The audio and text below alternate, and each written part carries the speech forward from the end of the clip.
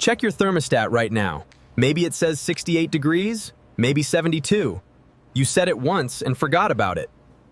But for over 300,000 years, every single one of your ancestors faced the same problem every winter.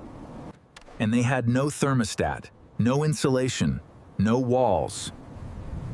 Just their hands, animal bones, and a cold so brutal it would kill a modern human in hours. So how did they not just survive, but thrive? The answer is not what you think, and it will permanently change how you look at your own home. Let's start with what the cold actually felt like. Not the cold you feel walking to your car. The kind of cold where exposed skin begins to die within minutes, where breathing hurts, where the wind doesn't just chill you, it hunts you. A modern human dropped into an ice age winter without preparation would likely be dead before sunrise. Animal bones, and a cold so brutal it would kill a modern human in hours. So how did they not just survive, but thrive? They mostly didn't live in caves. At Kostroma in Russia, dating back 800,000 years, researchers found circular depressions, up to 8 feet deep, 12 feet across. These weren't natural formations. Tool marks in the soil prove they were deliberately excavated. To those exact depths. Why? Because at 6 to 8 feet below the surface, the ground temperature stays 20 to 30 degrees warmer than the air above. Your ancestors didn't fight the cold, they went below it. But the real sophistication came later. At Dolni Vestonice in the Czech Republic, 26,000 years ago, archaeologists uncovered winter shelters with walls built from multiple layers, each one serving a precise thermal function. Innermost, animal hide, fur facing inward, trapping warm air against bodies. Outside that, dried grass and moss wicking moisture away. Outermost, woven mats of reed and bark, wind-resistant but breathable enough to let moisture escape. Before it could freeze and destroy the structure from within. This wasn't primitive guesswork. This was deliberate, layered thermal engineering, the exact same principle behind the insulation in your walls today. Modern construction uses vapor barriers, insulating foam, and weatherproofing.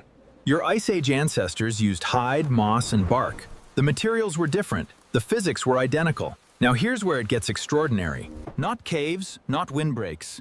Actual engineered buildings built entirely from the bones of woolly mammoths. Picture this. Mammoth skulls, each weighing over 200 pounds, used as foundation blocks. Curved tusks arranged into dome-shaped frameworks. Hundreds of smaller bones filling the gaps, providing structural support. The whole structure covered in layers of stitched mammoth hide, thick enough to block wind. Shaped precisely enough to shed snow. That is not survival instinct. That is architecture. A properly built mammoth bone house could maintain interior temperatures 40 to 5th degrees warmer than the outside air, using only modest fires. Modern Arctic shelters with industrial insulation and electric heating often perform no better. Let that sink in. And fire wasn't just warmth, it was the entire operating system of Ice Age winter life. The heating systems inside mammoth bone houses were sophisticated by any standard. A central hearth provided primary heat. Smaller secondary hearths were positioned around the perimeter, creating warm zones for specific tasks. Food preparation here, tool making there, infants and elderly nearest to the warmest spots. The layout wasn't random, it was planned.